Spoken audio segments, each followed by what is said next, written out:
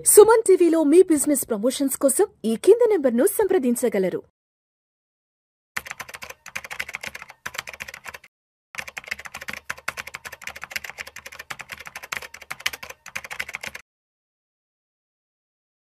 నమస్తే, welcome to Vishnu talks. నేను విష్ణు. ప్రస్తుతంతో పాటు stock market analyst SG Harsha ఉన్నారు. వారితో మాట్లాడదాం. నమస్తే హర్ష.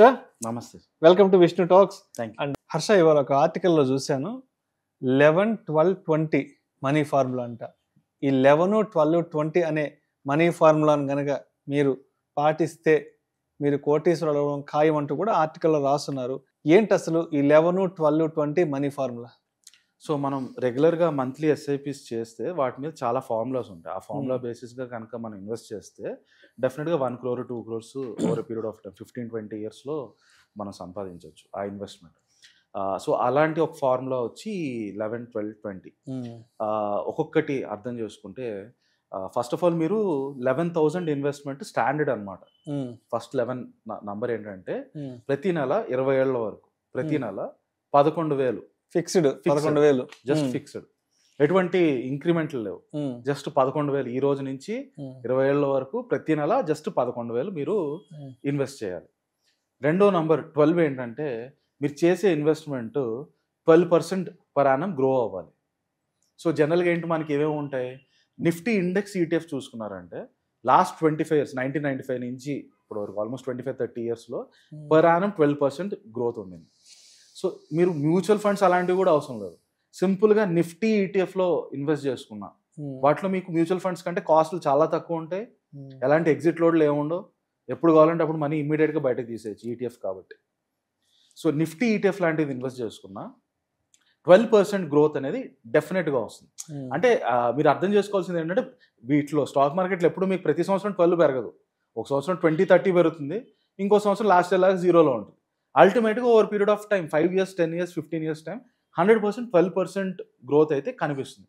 వాటిలో 12% రావట్లేదంటే అర్థం ఏంటంటే అసలు ఇండియానే బాగా స్లో అయిపోతుంది అన్నట్టు. బట్ ప్రపంచంలో మీరు చూస్తే ఇండియా మంచి గ్రోత్ ఫేజ్లో ఉంది కనుక నెక్స్ట్ 15-20 yearsలో ఎవ్రీ ఇయర్ 12% గ్రో అవడానికి స్కోప్ ఉంది.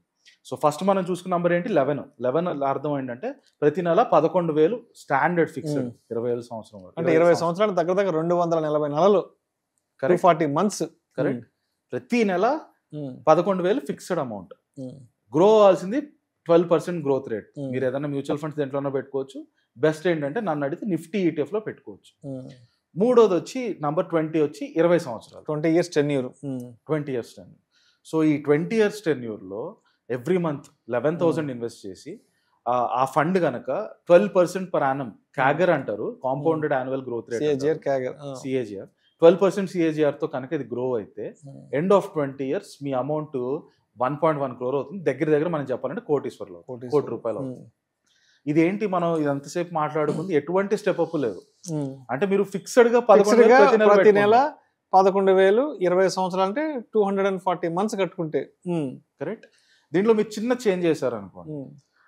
ఆ చేంజ్ ఏంటంటే మీకు ప్రతి సంవత్సరం శాలరీలు అవన్నీ పెరుగుతాయి, ఇంక్రీజ్ అవుతుంటాయి. సో ఆ రకంగా మీరు పెట్టే ఈ పెట్టుబడి కూడా 11,000ని ఫస్ట్ ఇయర్ లో 11,000 పెట్టండి 12 నెలలు.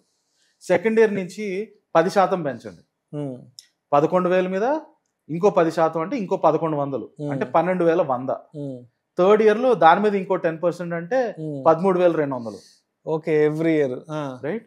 సో ఇలా 10% పెంచుకుంటూ వెళ్ళారు అనుకోండి ప్రతి సంవత్సరం మీరు పెట్టే పెట్టుబడి మొత్తం. ఆ సంవత్సరం మళ్ళీ ఆ సంవత్సరం నుండి 12 నెలలు అదే పెట్టుబడి పడతారు. వచ్చే సంవత్సరానికి మాత్రం 10% పెంచుకుంటారు. ఇలా పెట్టుకుంటూ వెళ్తే మీ దగ్గర ఉండేది సేమ్ ఫార్ములా 11, 12, 20 ప్రకారం 20 ఏళ్ల తర్వాత మీ పెట్టిన పెట్టుబడి ధర 2 కోట్లు అవుతుంది. సో ఎటువంటి స్టెప్అప్ లేకపోతే ₹1 కోటి అవుతుంది. 10% స్టెప్అప్ చేసుకుంటూ వెళ్తే each year end of 20 years మీ దగ్గర ఉండే అమౌంట్ 2 crores, రఫ్లీగా చెప్పాలంటే 2.2 crores అవుతుంది. బట్ అల్టిమేట్గా రౌండ్ ఫిగర్ వేసుకున్న 2 crores అవుతుంది. సో 11, 12, 20 ఫార్ములా ఇది మీకు ఏం చెప్తుందా అంటే without step up on 20 years basis మీద 1 crore చేయొచ్చు. స్టెప్అప్ ఆఫ్ 10% వేసుకుంటే ఎండ్ ఆఫ్ 20 years మీరు 2 crores చేయొచ్చు. సో ఇలాంటి ఫార్ములాస్లో మోస్ట్ ఇంపార్టెంట్ థింగ్ ఏంటంటే కన్సిస్టెన్సీ. ప్రతి నెల పెట్టే పెట్టుబడి దాన్ని ఎలా డిస్టర్బ్ చేయకుండా మిగతా ఏ అవసరాలు వాడుకోకుండా ఆ 11,000 పెట్టుకుంటూ వెళ్ళిపోవాలి అంతే. ఆ కన్సిస్టెన్సీ అనేదే మోస్ట్ ఇంపార్టెంట్. Patience, ఫార్ములాలు ఇవేవి consistency కాదు. కాదు కదా. ఏదైతే మీరు ఆ కన్సిస్టెంట్ గా చేస్తున్నారో, మార్కెట్ రిటర్న్స్ కొంచెం పెరిగినా తగ్గినా కూడా ఎండ్ ఆఫ్ 20 years మీరు ఖచ్చితంగా కోటీశ్వర్లు అవ్వాలంటే ఫస్ట్ కావాల్సిన ఫ్యాక్టర్ ఏంటంటే కన్సిస్టెన్సీ. సో ఈ కన్సిస్టెన్సీలో ఎలాంటి ప్రాబ్లం రాకుండా చూసుకోవడం. Thank you so much Harsha. Thank you.